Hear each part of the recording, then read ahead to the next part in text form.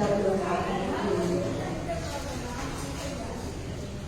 नमः श्री वर्धमानाय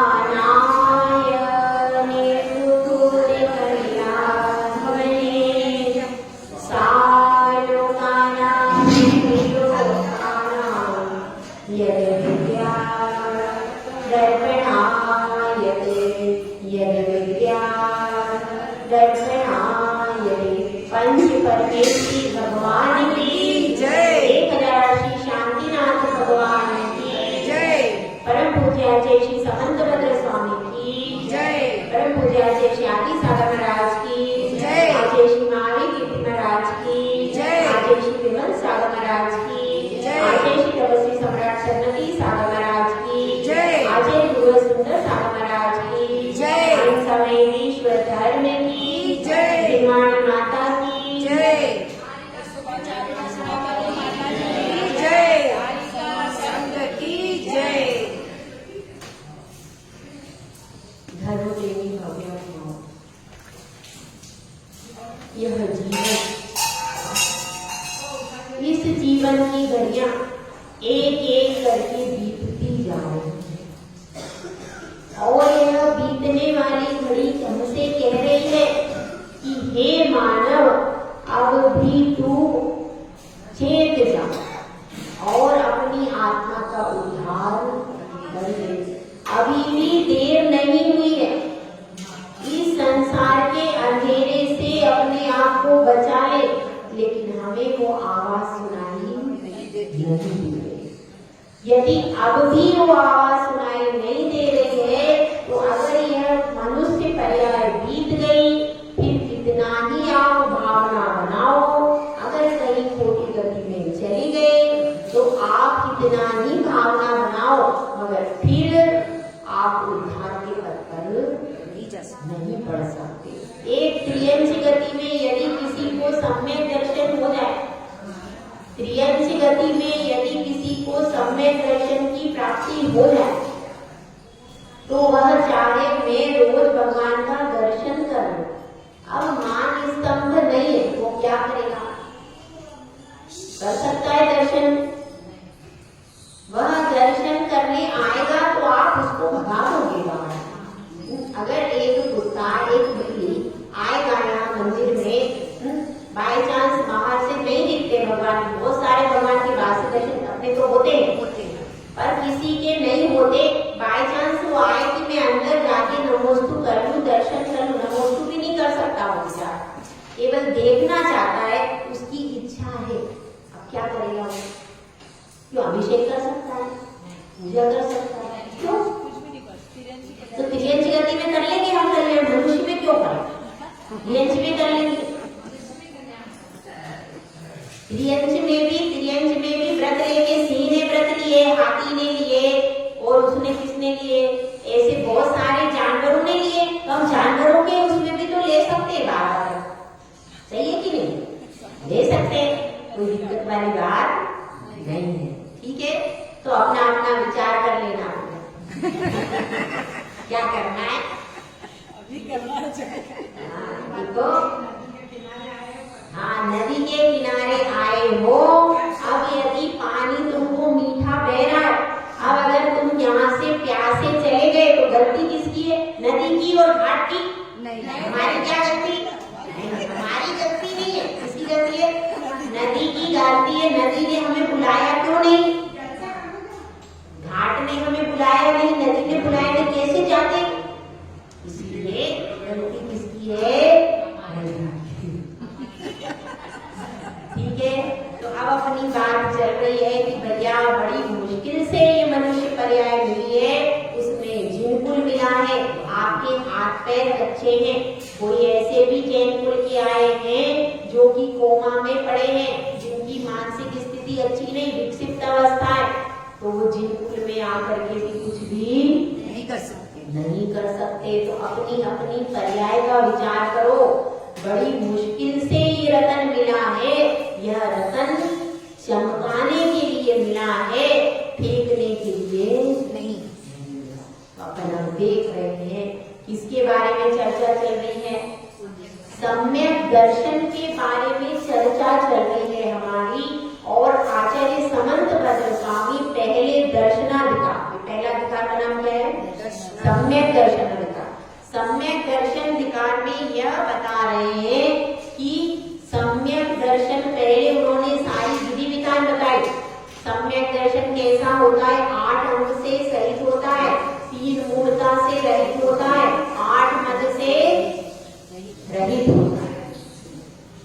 समझ में आई बात?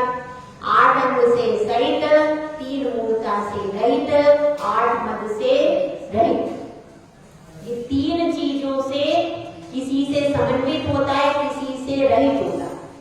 तो अब इसी में आगे बता रहे हैं कि इस सम्यक दर्शन की आवश्यकता क्यों है। अगर आपको अपने शरीर को अलंकृत करना है, सजाना है, ढकना है, तो वस्त्र की आवश्यकता है कि नहीं? अगर आपको भूख शांत करनी है तो किसकी जरूरत है? भोजन की जरूरत है। अपने घर के कुल के वंश की वृद्धि करनी है तो किसकी जरूरत है? पुत्र रत्न और कन्या रत्न की आवश्यकता। एक घर बनाना है तो किसकी जरूरत है? गृह लक्ष्मी की जरूरत। अगर अपने को आजीविका के साधन जुटाने हैं तो धन की जरूरत। हर चीज का कोई ना कोई प्रयोजन, कोई ना कोई उद्देश्य, कोई ना कोई आवश्यकता का उद्देश्य। तो फिर अब यहाँ पर शिष्य कह रहा है सम्यक दर्शन से क्या होगा, क्यों हम प्राप्त करें, इसका महत्व क्या है। तो इस महत्व को यहाँ पर प्रतिपादित कर रहे हैं, क्योंकि जब तक एडवर्टाइजमेंट नहीं होता तब तक कोई वस्तु बिकती नहीं है। तो आचार्य श्री भी समझते हैं भैया कि यह बाहर के बाजार में इतने विज्ञापन चल रहे हैं, ये चीज एकदम बढ़िया। एक दिन में वो हीरोइन ने लगाया, एकदम काली से बिल्कुल गोरी हो गई। मैं यह सोचती हूँ अगर वो क्रीम गोरेपन की क्रीम है, वह क्रीम यदि इतनी मार्केट में बिक रही है और पैसे भी ज्यादातर सबके पास है, तो जो अमीर लड़कियां हैं वे काली थी, और अगर उसको भेस पर लगाया जाए तो भेस गोरी हो जाए। तो भेस को कोई गोरी क्यों नहीं करता है? वो सब विज्ञापन के दिखावा है, वो तो नकली विज्ञापन है।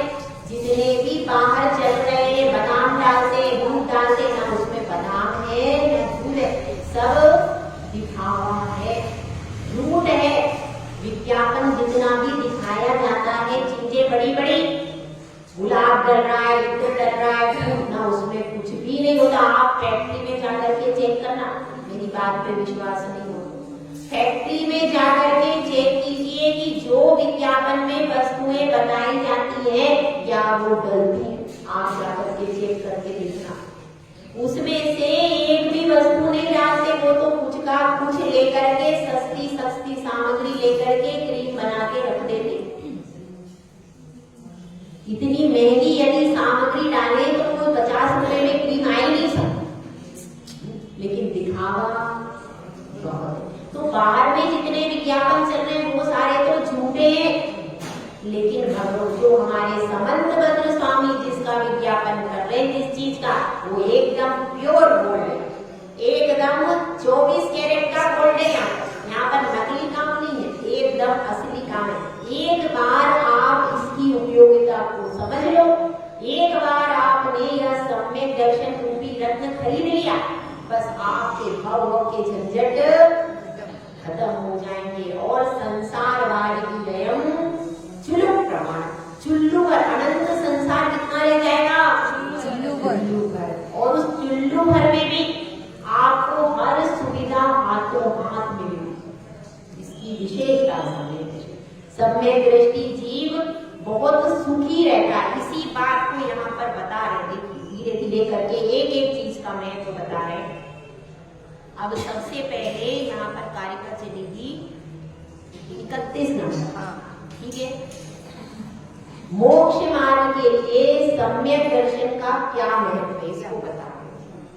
दर्शनम ज्ञान चारित्रात्, दर्शनम ज्ञान चारित्रात्, साधिमानम् उपाश्नुते, साधिमानम् उपाश्नुते, दर्शनम कर्णधारं तनु, दर्शनम कर्णधारं तनु, मोक्ष मार्ग प्रत्यक्षते, मोक्ष मार्ग प्रत्यक्षते। इसमें यह बताया गया है, यह दर्शन ज्ञान और चारित्र से क्या बनता है? मोक्ष। सम्यक दर्शन ज्ञान और चारित्र दर्शनम कर्णधारम, लेकिन उसका कर्णधार कौन है? दर्शन कर्णधार। कर्णधार किसको कहते हैं? और उसी से मोक्ष मार्ग का प्रारंभ होता है। किससे? सम्यक दर्शन से। सम्यक दर्शन से। जिस प्रकार से कोई यात्रा जाती है, कहाँ की यात्रा करोगे बताओगे? जहाँ आपको जो आपको पसंद हो वही काम करें, जो आपको पसंद हो वही बात करें। हाँ, तो सम्यक से करके यात्रा पर अपन गए तो क्या होता है? एक अरेंज करने वाला होता है जो कि सारी बसों की व्यवस्था करता है, सारे लोगों के पैसे लेता है, फिर बस कहाँ से जाएगी, कहाँ पर बैठना है, बस में सीट व्यवस्थित है कि नहीं, बस का ड्राइवर कौन सा होगा। तो एक अरेंज करने वाला चाहिए कि नहीं? यदि आपके पास बहुत सारी पब्लिक है लेकिन अरेंज करने वाला नहीं है तो यात्रा हो जाएगी? नहीं होगी। क्यों?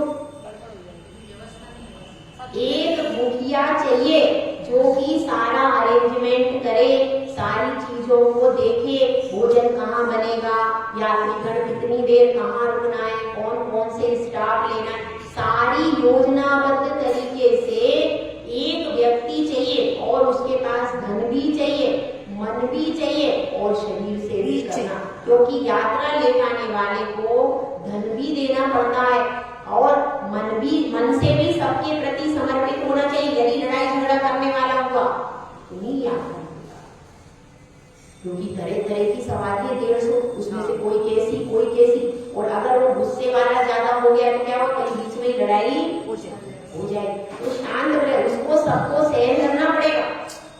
सबको लेके जा रहा है, कभी कोई जिद भी करता है, कोई गुस्सा भी करता है, तो उसको शांत रहना पड़ेगा। दूसरे भोजन की व्यवस्थाएं भी है, सारी व्यवस्थाओं को जो शांत भाव से निष्पादित कर सके वह कर्णधार कैसा होता है? सक्सेसफुल यात्रा।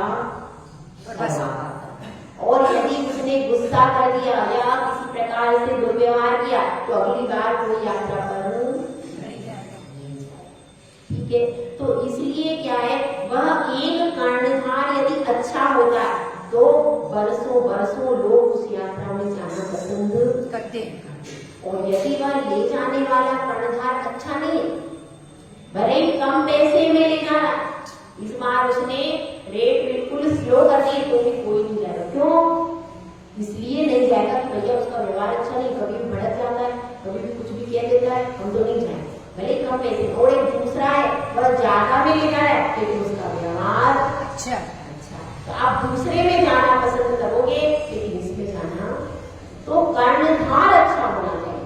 यदि कर्णधार अच्छा है तो क्या होगा, तो उसके पीछे चलने वाले सब जीव सही जगह पर पहुंचेंगे, शांति से पहुंचेंगे और भक्ति भाव से वंदना करके वापिस आएंगे। इसी प्रकार से मोक्ष मार्ग का यह खेवटिया है।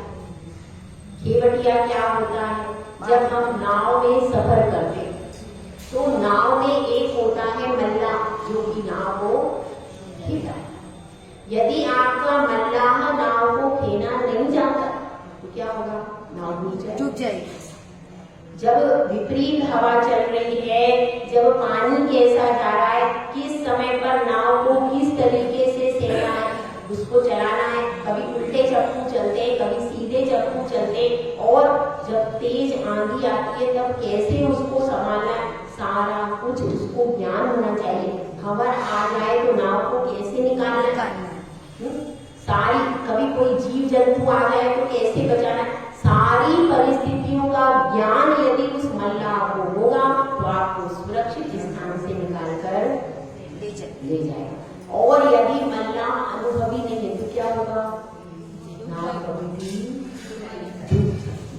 इसी प्रकार से बताया गया है कि दर्शन कर्णधार, सम्यक दर्शन में, मोक्ष मार्ग में किसको कर्णधार कहा गया? सम्यक दर्शन। श्रद्धा महत्वपूर्ण है सबसे ज्यादा। यदि आपका ज्ञान बहुत सारा है लेकिन श्रद्धा बिल्कुल नहीं है तो ज्ञान कार्यकारी होगा नहीं। चारित्र भी बहुत अच्छा है लेकिन श्रद्धा में, जैसे मुनि राज की कथा सुनाई थी, अभव्य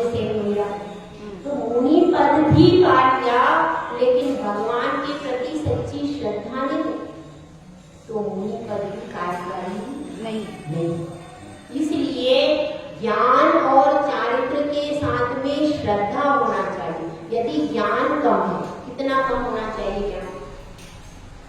मिनिमम लिमिट बताई है अष्ट प्रवचन मात्रका का ज्ञान। अष्ट प्रवचन मात्रका 5 समिति और 3 गुप्त, इसको क्या कहते हैं? अष्ट प्रवचन मात्रका। 5 समिति के नाम मालूम है? ईरिया समिति, चेष्टा समिति, भाषा समिति, आधार निक्षेपण समिति और प्रतिष्ठापना समिति। ये 5 तो समिति और मन मुक्ति, वचन मुक्ति और कार्य, ये इतना ज्ञान होना चाहिए और ज्ञान के साथ में पालन भी होना चाहिए। खाली ज्ञान नहीं। कोई मुनिराज है, उनको कुछ याद नहीं होता, लेकिन उनको इतना मालूम है ईरिया समिति का पालन कैसे करते। इन 5 समितियों के पालन का ज्ञान हो और 3 गुप्तियों के पालन का ज्ञान हो। भले वो दूसरे को बता नहीं पाए, नाम भी नहीं बता पा रहे, कोई बात नहीं, लेकिन पालन कर रहे हैं, ऐसे मुनिराज मोक्ष में जा सकते। कौन से मुनिराज गए? एक शिवभूति मुनिराज। उनके बारे में ऐसी कथा आती है कि वो पहले राजा थे और उन्होंने किसी कारण से, उनको बहुत ज्ञान था, लेकिन अहंकार के कारण उनका सब ज्ञान खत्म हो गया। इतना खत्म हो गया कि अब उनको नमोकार मंत्र भी याद नहीं होता। ऐसा अब इतना कम ज्ञान हो गया, लेकिन उन्होंने कहा मुझे तो दीक्षा लेनी है। गुरु के पास गए तो गुरु के पास में गुरु ने उनकी भावना देखी, उनकी श्रद्धा देखी और दीक्षा दे। अब तो कोई देगा भी नहीं, अब तो ऐसे लोगों को कोई चांस नहीं है बहुत, क्योंकि बहुत रिस्क हो जाता। तो पहले उन्होंने उनकी श्रद्धा देखी और पहले के निमित्त ज्ञानी गुरु होते थे वह भवितव्यता जान लेते थे, तो उन्होंने भवितव्यता देख करके उनको दीक्षा दी। अब दीक्षा तो दे दी, अब नमोकार मंत्र याद नहीं होता, क्या करें? बड़े परेशान। तो बहुत कोशिश करे, श्रद्धा थी इसीलिए व्यक्ति कोशिश कर रहा, श्रद्धा नहीं होगी तो कोशिश भी नहीं करेगा। तो आप बहुत कोशिश करते, संग में रहते, सब बड़े उनके साथ में जितने शिष्य थे सब बहुत विद्वान बन गए, गुरु बहुत ज्ञानी थे, उन्होंने सबको पढ़ा दिया, ये कुछ भी याद नहीं होता था। तो अब वो उन्होंने गुरु ने कहा कि तुम ऐसा करो, तुम 2 शब्द याद कर लो। ठीक है, क्या 2 शब्द है? मास तुष भिन्ना, ऐसे, हाँ, मास तुष मास भिन्ना, ऐसे 2 शब्द, 3 शब्द याद कर लो, तो छोटे से याद हो जाएंगे। ठीक है, तो अब वो याद रटते गए। अब देखिए दोनों रास्ते में भूल गए, क्या करें? 3 शब्द गुरु ने याद दिलाए थे, गुरु के प्रति श्रद्धा पूरी थी, लेकिन अब स्मरण शक्ति किसी कारण से, ये कर्म का उदय, कर्म के उदय से बिल्कुल स्मरण शक्ति शून्य हो। क्या करें? तो अब भूल गए, आप परेशान, गुरु ने कहा याद दिलाया, याद आ जाए, आए नहीं। अब अकेले थे, याद करके चतुर्थ काल की बात है, उस समय मुनिराज एक बिहारी भी होते थे। तो अब वो आगे चले गए। एक महिला उस समय सुपड़े में, उस समय क्या करते थे? धान कूट के उसके छिलके अलग कर देते, उड़द की दाल की। तो कहता है, हे माता, ये तुम क्या कर रही हो? मुनिराज से पूछते। तो वो कहती है, तुष और मांस भिन्न कर रही हूँ। तुष मतलब छिलका और मांस यानी दाल। तो वह यही कह रही थी कि तुष मांस भिन्न कर रही हूँ, मैं दाल से छिलका अलग। हाँ, यही तो गुरु ने कहा था, तुष मांस भिन्न। उनको याद आ गया। अब वह सोचते रटते बोल जा करके फिर किसी शिला पर आरूढ़ हो। यही रटते रहे और इसका अर्थ सब उनके दिमाग में आ गया कि तुष मतलब छिलका और मांस यानी आत्मा। तो अब आत्मा को शरीर से मैं अलग करूंगा। इस भावना उनके अंदर, भेद विज्ञान की भावना बहुत गहरी हो गई। मैंने आपको कल बताया था, शाम को आप लोग नहीं आते, शाम को निश्चय सम्यक दर्शन का बहुत सुंदर स्वरूप समझाया कि शरीर को आत्मा से भिन्न समझना, ये क्या है? निश्चय सम्यक।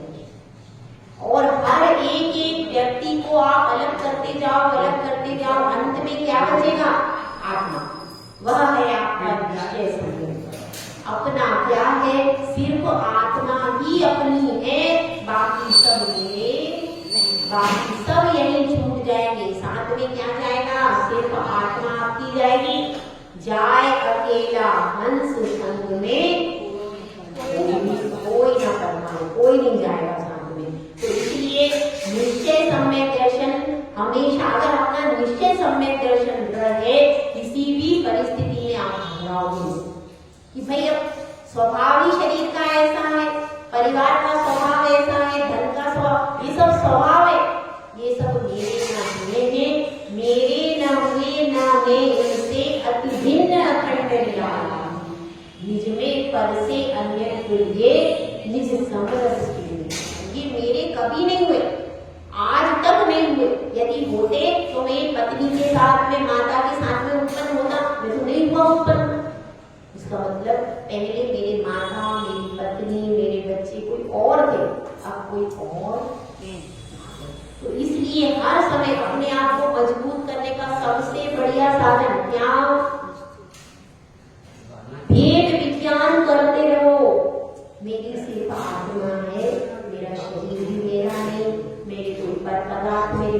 जितना आप भेद विज्ञान करोगे उतनी मजबूती आपकी आत्मा में आती जाएगी और आपका सम्यक दर्शन निर्मल बनता जाएगा। तो मुनिराज के पास कुछ नहीं था, चारित्र तो उनके पास में था, पालन बराबर करते थे, ईया समिति का बहुत ध्यान रखते थे, सब पूरी समिति का, भाषा समिति, सारी समितियों का बहुत अच्छे से पालन करते थे, मुक्ति का पालन करते थे।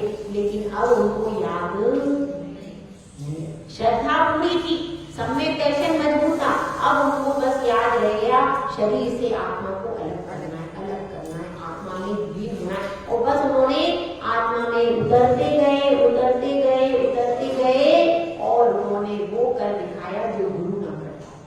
उन्होंने आत्मा को शरीर से अलग कर मोक्ष की प्राप्ति। इसलिए कह रहे हैं बड़ी बड़ी पोथियों का ज्ञान जरूरी नहीं है। मोक्ष जाने के लिए मिनिमम लिमिट बताई है, अष्ट प्रवचन मात्र का ज्ञान जिसको है और पालन कर रहा है, ऐसा साधु मोक्ष में जा सकता। उसका जो इतना बीज रूप ज्ञान है ना, ये अष्ट प्रवचन मात्र का यही निमित्त बन जाता है केवल ज्ञान के साथ। इतना सा ज्ञान भी निमित्त बन जाता है। कब? जब उसको गुरु के प्रति श्रद्धा थी कि नहीं, गुरु के प्रति श्रद्धा थी, भगवान के प्रति श्रद्धा थी, वो श्रद्धा उसके अंदर है।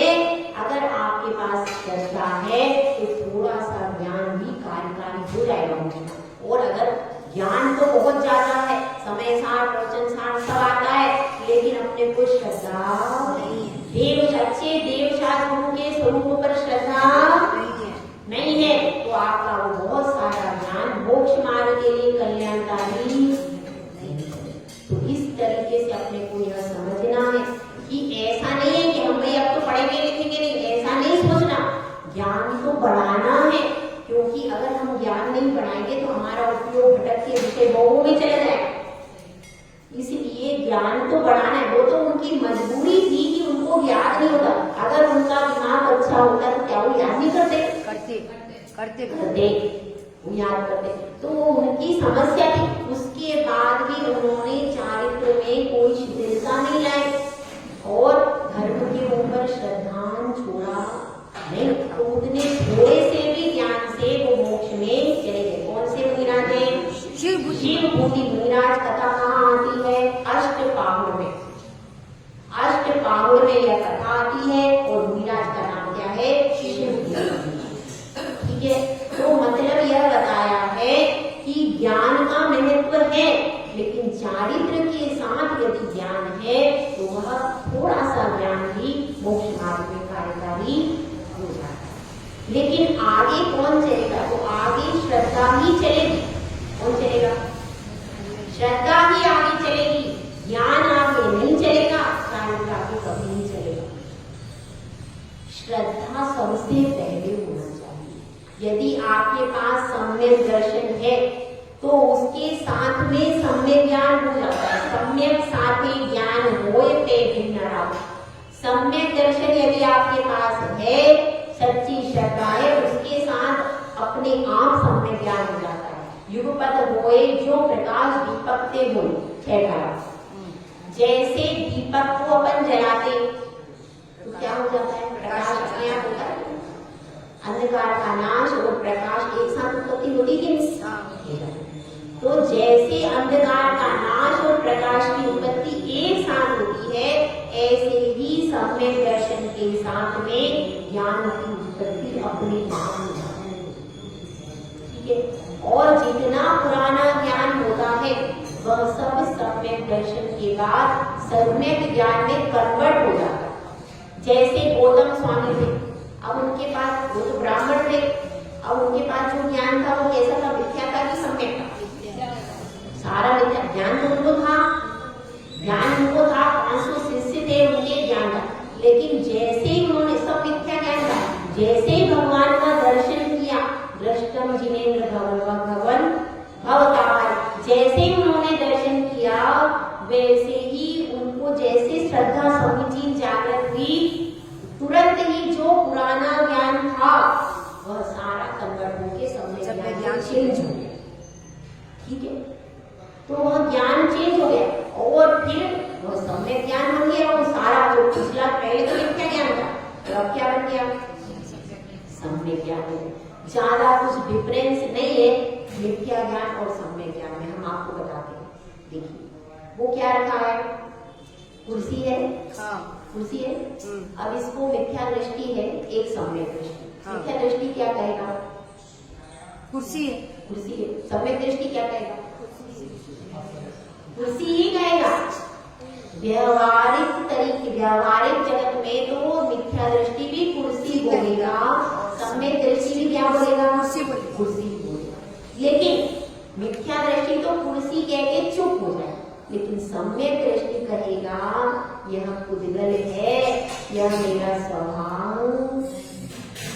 वो इसके आगे भी सोचेगा, कौन, जो सम्यक मिथ्या दृष्टि सोचते हैं हमें कुर्सी है, बैठने के काम में आती है, इस पे बैठ के आराम से टिक जाते हैं, पीठ में आराम मिलता है, बस इसके अलावा कुछ और बता पाएगा नहीं। मिथ्या दृष्टि भी उसको कुर्सी कह रहा है, लेकिन इसलिए वस्तु के ज्ञान में कोई अंतर नहीं है। वस्तु के ज्ञान के बाद की जो स्टेज है, भेद विज्ञान है, वो कहेगा सम्यक दृष्टि यह पुद्गल है, यह पूर्ण गल स्वभाव वाला है, यह स्पर्श रस गंध वर्ण से युक्त है, यह मेरा स्वभाव, यह जड़ है, यह जड़ है, तुम चेतन है। ऐसी अनुभूति किसको होगी, सम्यक दृष्टि। ये अंतर है, समझ में आया अंतर। मिथ्या दृष्टि भी रोटी को रोटी देगा, लेकिन एक दूसरा क्या कहेगा कि भाई यह पुद्गल है, यह मुझे शुदा वेदनी के कारण खाना पड़ रहा है। और सम्यक दृष्टि, मिथ्या दृष्टि क्या कहेगा, अरे और मुझे खाने को मिल जाए। वह शरीर के लिए जी रहा है और सम्यक दृष्टि आत्मा के लिए जी रहा है। अंतर है, जी दोनों रहे। एक शरीर के लिए जी रहा है, परिवार के लिए जी रहा है, और एक जी रहा है आत्मा के विकास के लिए, उद्धार के लिए। अंतर है। सामान्य रूप से अंतर कुछ नहीं है। वो भी रोटी खाएगा, वो भी दोनों रोटी खाएंगे, पत्थर नहीं खाएंगे। अंतर सामान्य रूप से तो वही रहेगा, व्यवहार रूप से वही रहेगा, पर इसके अंदर का भेद विज्ञान केवल सम्यक दृष्टि करता है। जैसे हम एक का अंक रखते हैं, उसके आगे कितनी भी जीरो लगाए तो महत्व होता रहेगा। और अगर जीरो बहुत सारे नहीं, एक का अंक आगे अंक नहीं है तो वो जीरो कोई महत्व। इसी प्रकार से मोक्ष मार्ग के लिए यदि आपके पास सच्ची श्रद्धा नहीं है, आप बहुत सारा ज्ञान प्राप्त कर लो, बहुत सारा चारित्र भी प्राप्त कर लो, लेकिन श्रद्धा तो जैसे वह जीरो एक के बिना निष्फल होती है, उसी तरह से सच्ची श्रद्धा के बिना आपके ज्ञान और चारित्र भी मोक्ष मार्ग के लिए कार्यकारी नहीं। वैसे कार्यकारी हो सकते, उसके आपको स्वर्ग भी मिल सकता है, नव ग्रेवियर तक आप जा सकते हैं, कोई परेशानी नहीं। लेकिन मोक्ष मार्ग के लिए तो पहले समुचित श्रद्धा ही, इस बात को यहाँ पर बता रहे हैं। अनेक विद्यावृत्तस्य सम्भूति स्थिति वृद्धि फलोदया स्थिति वृद्धि फलोदया न सनत्य सति सम्यक्त्वे सति सम्यक्त्वे बीजाभावे तरोरिव। भावे तरोरिव। इसमें यह बताया जा रहा है जिस प्रकार से एक वृक्ष होगा उसमें बीज ही कारण है काय के लिए उसकी स्थिति के स्थिति मतलब वृक्ष बनने को खड़ा रहने के लिए वह लंबे समय तक स्थित कब रहेगा जब उसका बीज अच्छा हो। और अगर बीज पर अच्छा नहीं है तो वह फिर थोड़ी देर के बाद खत्म हो जाए। तो बीज यदि मजबूत होगा तो वह वृक्ष लंबे समय तक स्थिर रहेगा। तो उसकी स्थिति में कौन कार्यकारी है बीज स्थिति। और वृद्धि कब होगी जब बीज अच्छा होगा तो उसकी वृद्धि भी होगी नहीं तो अंकुर ही नहीं फूटेगा बीज खराब होगी। स्थिति वृद्धि और फल कब उत्पन्न होगा जब आपने बीज अच्छा डाला है नीम का बीज डाला तो नीम का फल आएगा। आम की गुठली डाली तो आम का फल। जैसा आपने बीज डाला है उसी प्रकार का फल उस वृक्ष पर उत्पन्न होगा। तो ऐसे यहाँ पर बता रहे हैं विद्यावृत्तस्य सम्भूति। विद्या मतलब ज्ञान, वृत्तस्य यानी चारित्र। ज्ञान और चारित्र की उत्पत्ति और उसकी स्थिर रहना लंबे समय तक रहना और बढ़ना यह किसके ऊपर है। और फल देना चार चीजें हैं। कौन सी चीजें एक तो ज्ञान की उत्पत्ति ज्ञान का उत्पन्न होना चारित्र का उत्पन्न होना उसके बाद उनकी स्थिति बनी रहना। स्थिति मतलब लंबे समय तक बने रहना। अब अपनी स्थिति कब तक रहेगी ज्यादा 50 साल 60 साल 70 साल ये अपनी स्थिति है ना। अपनी आयु कर्म से अपनी स्थिति रहती है। इस पर्याय में आप कब तक रहोगे जब तक आयु कर्म आपका है तब तक अपन रहते स्थिति। उसके बाद उत्पत्ति हो गई फिर उसके बाद लंबे समय तक रहना और बढ़ते रहना वृद्धि करना और वृद्धि करते करते अंतिम लक्ष्य तक पहुंच जाना फलदायी हो जाना।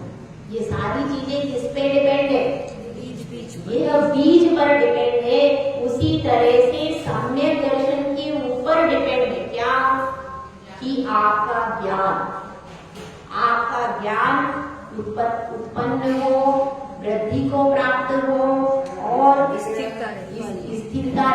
स्थित रहे लंबे समय तक स्थिर रहे वृद्धि को प्राप्त हो और फल को दे। कब होगा जब आपके पास सम्यक दर्शन होगा तब सम्यक ज्ञान भी उत्पन्न होगा वृद्धि को प्राप्त होगा और फल। जब आपके पास श्रद्धा है सम्यक दर्शन है तभी आपका चारित्र की उत्पत्ति होगी स्थिति होगी वृद्धि होगी और फलदायी। मतलब यह सब जुड़ा हुआ जिस प्रकार से घर का हर प्राणी गृह लक्ष्मी से जुड़ा होता है गृह लक्ष्मी से जुड़ा होता है गृह स्वामी से जुड़ा होता है कि नहीं। यदि गृह स्वामी आपका अच्छा होता है तो क्या होता है उससे गृह स्वामी यदि मजबूत है तो फिर बड़े से बड़े परिवार को वहन करवा लेता है। और अगर गृह स्वामी मजबूत नहीं है तो क्या होगा वह कार्य नहीं कर सकता। जैसे आपका पूरा शरीर है सबसे ज्यादा महत्व शरीर में किस चीज का हाँ हृदय। हाँ भाई बताओ मां पाँव और आगे बताओ सभी चीजें महत्वपूर्ण है। नहीं मैं कुछ अलग बताऊंगी आप बताओ सब बोलिए। हाँ बताइए